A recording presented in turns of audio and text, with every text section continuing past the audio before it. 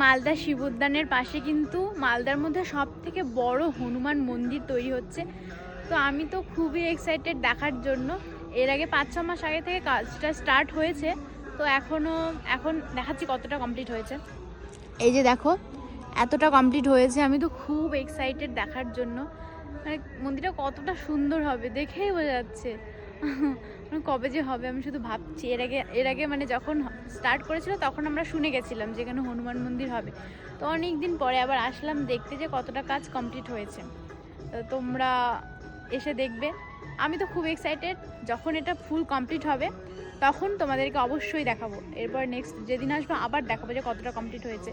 কত বছর লাগবে সেটা আমি জানি না। 5-6 মাস তো অলরেডি হয়ে গেছে, আরও কতদিন লাগবে সেটা আমার জানা নেই।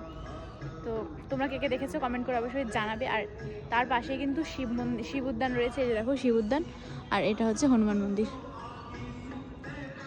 তো অনেক দিন পরে আসলাম।